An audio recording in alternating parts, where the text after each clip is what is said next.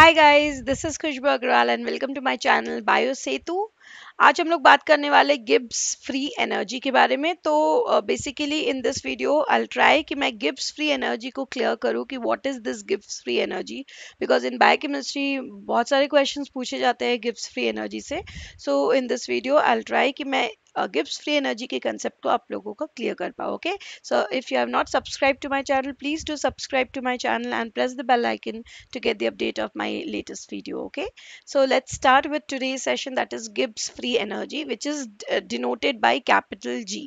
Okay, so ये Gibbs free energy क्या होता है? एक होता है टोटल अवेलेबल एनर्जी, टोटल एक होता है total energy of a system और एक होता है total available energy of a system to do work. तो Gibbs free energy is available energy to do work. Total energy of a system का मतलब हुआ कि सपोज मान लीजिए कि आपके पास 1000 रुपीज है, but you are not allowed to use all those 1000 rupees. मतलब आपको बोला गया है कि आप पूरा 1000 रुपया खर्च नहीं कर सकते, आप उसमें से सिर्फ 800 रुपये खर्च कर सकते हैं। तो आपके पास है 1000 रुपीज, बट आप अभी खर्च कर सकते हो सिर्फ 800 रुपया।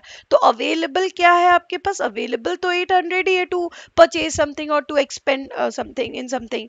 तो दैट मीन्स एंथैल्पी हो गया आपका 1000 रुपया और 800 हो गया हमारा गिव्स free energy. That means total energy of the system is enthalpy and the available energy to do work is what is गिव्स free energy, that is 800 rupees. ठीक है, सो गिव्स free energy is the energy associated with a chemical reaction that can be use to do work. वो energy जिसको हम लोग use करके काम कर सकते हैं उसको हम लोग गिव्स फ्री एनर्जी बोलते हैं। इसके दो कंपोनेंट्स होते हैं टू कैलकुलेट गिव्स फ्री एनर्जी। एक तो टोटल अवेलेबल एनर्जी में total energy of a system जिसको हम लोग एंथैल्पी बोलते हैं, एच से डिनोट करते हैं, और एक होता है एंट्रोपी दैट इज एस, जिसको हम लोग रैंडमनेस भी बोल सकते हैं या डिसऑर्डर भी हम लोग बोल सकते हैं। तो ये दो से कैसे रिलेटेड है उसको समझना पहले जरूरी है। एंथैल्पी से कैसे रिलेटेड है? That is total available system कितना एनर्जी अवेलेबल है काम करने के लिए, तो वो अवेलेबल एनर्जी तो टोटल एनर्जी से ही अवेलेबल होगा कि कितना एनर्जी अवेलेबल है। तो अगर हमें पता है फॉर एनी स्पॉन्टेनियस रिएक्शन और for any spontaneous process to occur, आप एक थोड़ा सा फोर्स देना पड़ता है एंड देन अपने आप वो प्रोसेस होता चला जाता है। सो स्पॉन्टेनियस प्रोसेस को होने के लिए there is energy is liberated. Energy it is exergonic process, energy liberate होता है। कैसे? जैसे फॉर एग्जाम्पल अगर हम लोग बात कर रहे हैं कि आप एक हिल टॉप से नीचे उतर रहे हो, एक हिल टॉप से या एक स्लोप से आप अगर आप नीचे उतर रहे हैं, तो जो पोटेंशियल एनर्जी आपका यहाँ पर था, the potential energy here will be decreasing at this point or at this point। मतलब द पोटेंशियल एनर्जी या पोटेंशियल हम लोग बोल सकते हैं पोटेंशियल फोर्स या पोटेंशियल एनर्जी, अगर इसको मैं 1 बोलूं और इस पॉइंट का अगर मैं पोटेंशियल एनर्जी बोलूं, सो इस पॉइंट का potential energy 2, potential energy 2 will be less than 1। That means potential energy is decreasing. That means कुछ एनर्जी आपके लूज हो रहा है, मतलब हीट के फॉर्म में रिलीज हो रहा है, इसीलिए उसको एक्सर्गोनिक प्रोसेस बोलते हैं। ठीक है, क्योंकि the energy is liberated outside for a spontaneous process to occur. लेकिन अगर आप इसी को नीचे से ऊपर जब जाएंगे तो you'll have to put some energy, you'll have to use energy, you'll have to use force ताकि आप उसको क्लाइम कर पाओ, ताकि आप उस हाइट पर पहुंच जाओ। दैट मीन्स वो उल्टा प्रोसेस हो जाएगा जहां पे आपको एनर्जी का जरूरत पड़ रहा है। इसका क्या सिंपल मतलब है कि कोई भी स्पॉन्टेनियस प्रोसेस में एनर्जी का लिबरेशन होता है, क्योंकि ये हम लोग आप हिल में चल नीचे उतरते हैं, वो ढलान में हम लोग रोल होके आते हैं चले जाते हैं, उसमें हमें बहुत ज़्यादा मेहनत नहीं करना है।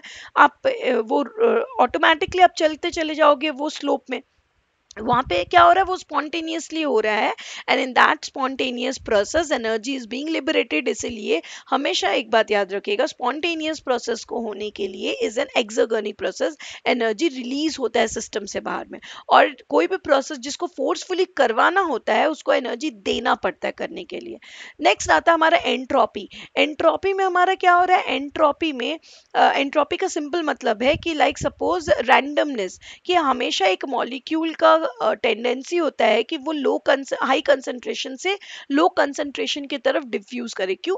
क्योंकि वो हमेशा रैंडमनेस मेंटेन करना चाहता है, वो हमेशा डिसऑर्डर्ड फॉर्म में रहना प्रेफर करता है, ज्यादा वो फैल के रहना पसंद करता है। अगर हमको भी बोला जाए कि आप सिकुड़ के कहीं पर रहो, तो हम लोग नहीं प्रेफर करेंगे, हम लोग हमेशा फैल के रहना चाहते हैं, हमेशा अपना स्पेस ऑक्युपाई करना चाहते हैं। वैसे ही मॉलिक्यूल्स भी कभी भी सिकुड़ के या कभी भी प्रेशर में नहीं रहना चाहते, वो हमेशा रैंडमली फैल के रहना चाहते हैं। ठीक है, तो देयर इज टेंडेंसी एक मॉलिक्यूल का कि वो रैंडमनेस में आए। तो स्पॉन्टेनियस, ये स्पॉन्टेनियसली प्रोसेस है जिसमें molecule will try to always randomness attain करे। लाइक फॉर एग्जांपल, अगर हम लोग एक मॉलिक्यूल्स रख दे, एक इस तरफ हमारा बहुत सारा मॉलिक्यूल्स है और एक बैरियर है, इस बैरियर को अगर हम लोग हटाएंगे तो molecules will try to diffuse in all the space available. What does this mean? This is spontaneous process, हमें उस मॉलिक्यूल को इधर नहीं भेजना पड़ रहा है। जैसे ये हटाएंगे, इस मॉलिक्यूल का इनबिल्ट टेंडेंसी है कि वो स्पॉन्टेनियसली डिफ्यूज करेगा और पूरे जगह में, पूरे एरिया में फैल जाएगा। इसको हम लोग बोलते हैं entropy of a system. That means entropy वो हमेशा हाई रखना चाहता है। इसका मतलब है यहाँ पर क्या हो रहा है, स्पॉन्टेनियस प्रोसेस हो रहा है, and again the energy is being release. But यहाँ पर आपका जो एस है, जो एंट्रोपी है, वो इंक्रीज हो रहा है। Entropy, the randomness is increasing. तो for a spontaneous process S always increases. Spontaneous process में एंट्रोपी, जिसको हम लोग एस से डिपिक्ट करते हैं, एस इंक्रीजेस, बट एंथैल्पी जो है वो डिक्रीज करता है, क्योंकि एनर्जी लिबरेट होता चला जाता है। तो हमेशा याद रखना है एक चीज, for a spontaneous process to occur, H enthalpy decreases and S that is entropy increases. ये दोनों चीजों को हम लोगों को ध्यान में रखना है, और इसी को यूज करके गिब्स फ्री एनर्जी का कैलकुलेशन होता है। Gibbs free energy of a system at any moment in time, उसको हम लोग किस तरह से डिफाइन करते हैं? It is enthalpy of a system minus the product of temperature times the entropy of a system.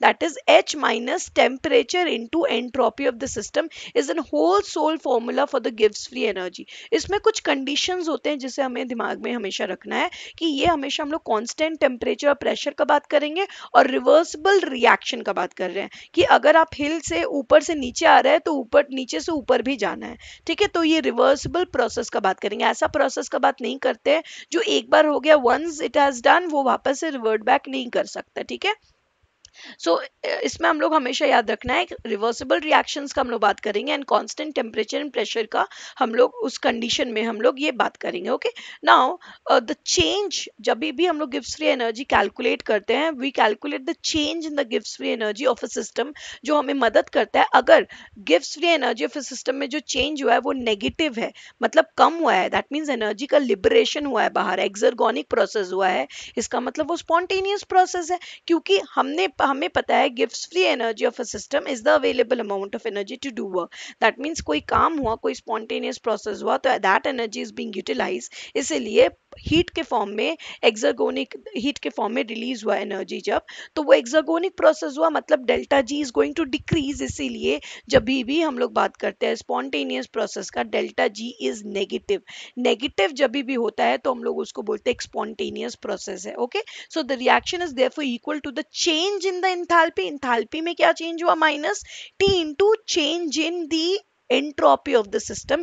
ये ओवरऑल जो होगा वो नेगेटिव होगा, तब जाकर के हम लोग बोलेंगे कि that process is spontaneous, because it spontaneous process is an exergonic process, जिसमें एनर्जी के फॉर्म में, हीट के फॉर्म में एनर्जी जो है वो रिलीज करता है। ठीक है, तो हम लोग कैसे इसको बताते हैं कि स्पॉन्टेनियस है या स्पॉन्टेनियस नहीं है, वो हम लोग को देखना है। So the change in this free energy of a system, ये जो फ्री एनर्जी में जो चेंज हुआ है, इसके मदद से हम लोग बताते हैं कि कैसा है प्रोसेस, स्पॉन्टेनियस है या स्पॉन्टेनियस नहीं है, एंथैल्पी कैसा है, एंट्रोपी कैसा है, उसके मदद से भी हम लोग बताते हैं कि प्रोसेस स्पॉन्टेनियस है या नहीं है। उसके लिए the different processes, different conditions, जिसको हम लोग देखेंगे एक एक करके। तो जैसे अगर इफ डेल्टा एच जो है change in entropy, change in enthalpy अगर जो है वो लेस देन जीरो है, मतलब नेगेटिव है, दैट मीन्स एक्सोथर्मिक रिएक्शन है, मतलब heat is being liberated. Obvious सा बात है, जब डेल्टा एच नेगेटिव में जाएगा दैट मीन्स पहले एनर्जी वाज मोर, जैसा हमने बात किया जब हिल से नीचे उतरे, जो पोटेंशियल एनर्जी पहले था वो ज्यादा था और उसके बाद पोटेंशियल एनर्जी कम हो गया, मतलब total energy of the system is decreasing. तो इसका मतलब स्पॉन्टेनियस प्रोसेस में डेल्टा एच जो है वो नेगेटिव होगा, तो वो एक्सोथर्मिक रिएक्शन होगा या एक्सर्गोनिक रिएक्शन होगा और या स्पॉन्टेनियस रिएक्शन होगा। तो यस, डेल्टा एच जो है वो लेस देन जीरो होगा, दैट इज नेगेटिव होगा। लेकिन अगर delta H is more than positive, जैसे कि उल्टे कंडीशन में जब हम लोग यहाँ से यहाँ जाएंगे तो सिस्टम में will have to put some energy वो काम करवाने के लिए, तो यहाँ पे total energy of the system is going to increase. जब total energy of the system increase करता है तो एंडोथर्मिक रिएक्शन होता है, क्योंकि हम लोग एनर्जी के फॉर्म में, हम लोग हीट के फॉर्म में एनर्जी दे रहे हैं उस सिस्टम को काम करवाने के लिए। ठीक है, similarly delta S is just opposite of this. Delta S अगर पॉजिटिव है, मतलब रैंडमनेस जब बढ़ता है तो वो स्पॉन्टेनियस होता चला जाता है, दैट मीन्स डेल्टा एच जब जीरो से ज्यादा होगा तो वो एक्सोथर्मिक रिएक्शन है, दैट मीन्स स्पॉन्टेनियस प्रोसेस है। और डेल्टा एस अगर जीरो से कम है, मतलब आप और कॉम्पैक्ट कर दे रहे हैं मॉलिक्यूल को, तो वो एंडोथर्मिक रिएक्शन है, because that is not the natural tendency of the molecule कि वो दबक के नहीं रह सकते, वो कॉम्पैक्टली नहीं रह सकते, तो वो करवाना है तो you will have to give some energy from outside, तो वो हो जाएगा endothermic reaction which is non spontaneous, which is the reaction जो हम लोग करवा रहे हैं, ऑटोमेटिकली स्पॉन्टेनियसली नहीं हो रहा है। तो ये सारे कंडीशंस को अगर आप याद रखेंगे तो गिव्स फ्री एनर्जी के कैलकुलेशन में मिस्टेक्स नहीं होगा, आप हमेशा ये कंडीशंस को याद रखें। So there are different condition of delta G. कैसा? क्योंकि हम लोग डेल्टा एच और डेल्टा एस का कंडीशन देख चुके हैं, and definitely delta G is related to delta H and delta S. कैसे?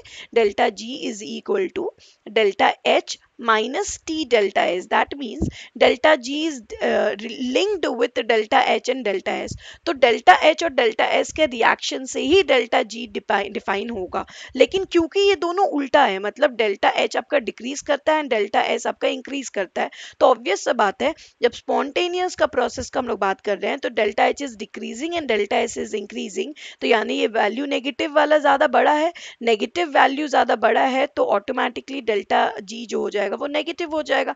इसीलिए प्लस माइनस माइनस, और ये बड़ा है तो हमारा साइन जो हो गया वो माइनस हो गया, इसीलिए डेल्टा जी जो है वो माइनस हो जाता है। इसीलिए हम लोग बोलते हैं when delta G is negative, ये स्पॉन्टेनियस प्रोसेस का रिएक्शन का निशानी है, और स्पॉन्टेनियस प्रोसेस का मतलब heat will be liberated out from the system, that is exergonic reaction, loss of free energy होने वाला है। सिमिलरली अगर डेल्टा जी पॉजिटिव है, मतलब कि डेल्टा एच जो है वो बढ़ा है, डेल्टा एच जो है वो कम हुआ है, then only delta H minus T delta H जो है वो पॉजिटिव होगा, और जब ये पॉजिटिव हो जाएगा तो हमारा डेल्टा जी भी पॉजिटिव हो जाएगा। और डेल्टा जी पॉजिटिव का मतलब है कि वो स्पॉन्टेनियसली नहीं हो सकता है, आपको एनर्जी देना पड़ेगा, तो एंडरगोनिक रिएक्शन हो जाएगा जो स्पॉन्टेनियसली नहीं हो सकता। और जब डेल्टा जी जीरो हो जाता है तो इसका मतलब है वो इक्विलिब्रियम प्रोसेस को डिपिक्ट कर रहा है कि अब वो इक्विलिब्रियम वाला कंडीशन आ गया है। ठीक है, so these are the few condition of delta G. लेकिन इसके अलावा भी डेल्टा एच, डेल्टा एस और टेम्परेचर के ऊपर डिपेंड करके डेल्टा जी का वैल्यू वैरी करता है। हम लोग को बताना होता है कि डेल्टा जी मतलब पॉजिटिव होगा या नेगेटिव होगा, दैट इज स्पॉन्टेनियस प्रोसेस होगा या नॉन स्पॉन्टेनियस प्रोसेस होगा। तो ये हम लोग कैसे पता लगा सकते हैं? यूजिंग दिस फॉर्मूला सिंपली हम लोग बता सकते हैं कि स्पॉन्टेनियस होगा या नॉन स्पॉन्टेनियस होगा।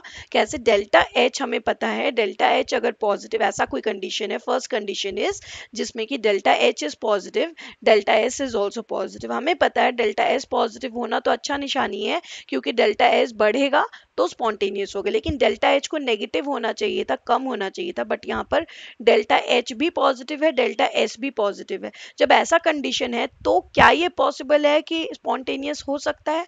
तो यस, पॉसिबल है, लेकिन वो टेम्परेचर के ऊपर फिर डिपेंड करेगा कि लो टेम्परेचर और हाई टेम्परेचर में फिर spontaneity of the mechanism of और द रिएक्शन विल डिपेंड। किस तरह से हम लोग देखते हैं, अगर टेम्परेचर लो रहेगा तो नॉन स्पॉन्टेनियस प्रोसेस होगा, लेकिन अगर हाई टेम्परेचर में ऐसा कंडीशन होता है तो वो अगेन स्पॉन्टेनियस हो जाएगा। अगेन हम लोग यहाँ कैलकुलेशन करके देख सकते हैं ये चीज कि डेल्टा एच आपका ज्यादा है और डेल्टा एस भी ज्यादा है, लेकिन अगर टेम्परेचर भी इंक्रीज हो जाएगा तो अल्टीमेटली ये वैल्यू बढ़ जाएगा और अगेन डेल्टा एच छोटा हो जाएगा एज कंपेयर टू दिस, तो the value is going to come in negative, और जब डेल्टा जी नेगेटिव हो जाएगा तो going to be spontaneous process. तो जब टेम्परेचर हाई होगा इस कंडीशन में तो इसको हम लोग बोलते हैं स्पॉन्टेनियस प्रोसेस, जहां पे delta G is negative. Second condition है कि डेल्टा एच अभी भी पॉजिटिव है और डेल्टा एस नेगेटिव हो गया, मतलब बिल्कुल नॉन स्पॉन्टेनियस का प्रोसेस आ गया है, जहां पे डेल्टा एस मतलब हम लोग जहां पर एनर्जी देकर के मॉलिक्यूल को कॉम्पैक्ट कर रहे हैं और एनर्जी देकर के हम लोग उल्टे डायरेक्शन में पोटेंशियल एनर्जी इंक्रीज करके हम लोग नीचे से ऊपर जा रहे हैं, वैसा कंडीशन आप मान लीजिए। सो ये दोनों ही कंडीशन आपका नॉन स्पॉन्टेनियस या एंडरगोनिक प्रोसेस का है। तो इस कंडीशन में भले हम लोग टेम्परेचर को हाई करें या हम लोग टेम्परेचर को लो करें, हमारा डेल्टा जी कभी भी नेगेटिव नहीं होगा, मतलब ये कभी भी स्पॉन्टेनियस प्रोसेस कोई भी कंडीशन में नहीं हो सकता। हम लोग देख भी सकते हैं ये पॉजिटिव है और डेल्टा एस आपका अगर नेगेटिव है तो कोई भी वैल्यू हो तो नेगेटिव नेगेटिव पॉजिटिव हो जाएगा अल्टीमेटली, तो हमेशा the value is going to come positive. देख सकते हैं डेल्टा एच अगर पॉजिटिव है तो यहाँ पर अगर मैं पॉजिटिव लिख दूं और डेल्टा एस अगर आपका पॉजिटिव है तो पॉजिटिव नेगेटिव अगर अगर डेल्टा एस अगर आपका नेगेटिव है तो नेगेटिव नेगेटिव कोई भी वैल्यू है नेगेटिव नेगेटिव जब ब्रैकेट से बाहर आएगा तो it will come to be positive और हमेशा delta G will be positive, and that is why ये कभी भी स्पॉन्टेनियस नहीं हो सकता रिएक्शन। थर्ड सिचुएशन में क्या हो रहा है, जहां पर डेल्टा एच तो नेगेटिव है, दैट मीन्स आपका entropy of this enthalpy of a system decrease कर रहा है, टोटल एनर्जी डिक्रीज कर रहा है, जो कि स्पॉन्टेनियस में होता है, that is heat is going to release out of the system and delta S is increasing, that is आपका entropy of a system is increasing, मतलब random हो रहा है, distribute हो रहा है, diffuse हो रहा है molecule। और ये कोई भी condition हो, भले temperature low हो या high हो, this is the situation of spontaneity, that means भले temperature low हो या high हो, ये दोनों ही condition में spontaneous process को depict करता है। हम लोग करके भी देख लेते हैं, क्योंकि delta H negative है और delta S is positive, तो always the volume the value is going to be negative, क्योंकि positive negative will be negative and कुछ भी वैल्यू आए but always the sign will be negative, and when delta G is negative it is spontaneous process, it is going to depict spontaneous process, okay। and the fourth situation is when both the values is going to be negative, जहां पर delta H और delta S दोनों negative है, उस condition में हम लोग का स्पेसिफिक कंडीशन है जहां पर डेल्टा जी नेगेटिव हो सकता है, दैट इज स्पॉन्टेनियस हो सकता है, दैट इज जब टेम्परेचर बहुत कम होगा उस कंडीशन में डेल्टा जी नेगेटिव होता है और स्पॉन्टेनियस होता है, लेकिन अगर टेम्परेचर हाई होगा तो वो नॉन स्पॉन्टेनियस होता है।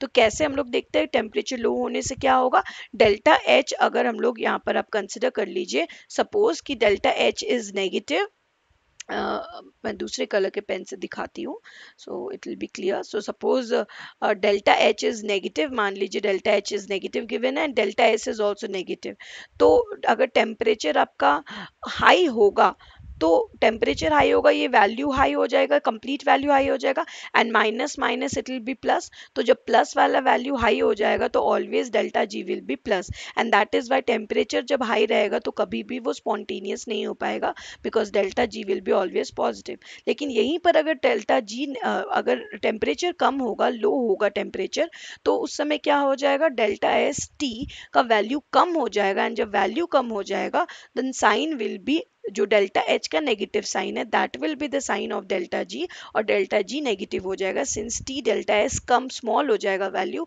और डेल्टा एच का वैल्यू विल बी मोर, तो minus sign will be considered, so delta G will B minus, that is spontaneous reaction. और ये एक्सपेरिमेंट से प्रूव किया जा चुका है कि टेम्परेचर जब 469 केल्विन और 196 डिग्री सेंटीग्रेड के नीचे जब जाता है तो वो स्पॉन्टेनियस हो सकता है इस कंडीशन में, जब delta H is negative and delta S is also negative, ऐसे कंडीशन में टेम्परेचर जब 196 डिग्री सेंटीग्रेड के नीचे जाता है तो प्रोसेस स्पॉन्टेनियस हो जाता है, लेकिन अगर उससे बढ़ता है टेम्परेचर तो वो कभी भी स्पॉन्टेनियस रिएक्शन नहीं हो सकता है। So these where few ideal condition की किस कैसे हम लोग spontaneity of a reaction determine कर सकते हैं, क्या क्या कंडीशन होंगे जब हम लोग बोलेंगे कि रिएक्शन स्पॉन्टेनियस हो रहा है, और क्यों हम लोग डेल्टा जी को नेगेटिव बोलते हैं तो ही वो रिएक्शन स्पॉन्टेनियस होता है, because total value, total energy of a system always decreases for a spontaneous reaction. That is why हम लोग चेंज को माइनस में लेते हैं, बिकॉज चेंजेस पहले ज़्यादा था, रिएक्शन होने के बाद the total amount of energy decrease हो जा रहा है, इसीलिए the change is negative for a spontaneous process. That is why delta G जब नेगेटिव रहेगा तभी हम लोग उसको स्पॉन्टेनियस रिएक्शन बोलेंगे. सो आई होप आपको ये सेशन पसंद आया होगा एंड आपके जो डाउट है वो क्लियर हो गए होंगे. और भी अगर आपको कुछ क्वेरी है, definitely feel free to comment in the comment section. अगर सेशन अच्छा लगा तो प्लीज़ लाइक करिएगा सेशन. और अगर आपने मेरे चैनल को सब्सक्राइब नहीं किया है तो please do subscribe to my channel and do not forget to press the bell icon to get the notification of my next upcoming video. So bye bye, take care, all the very best.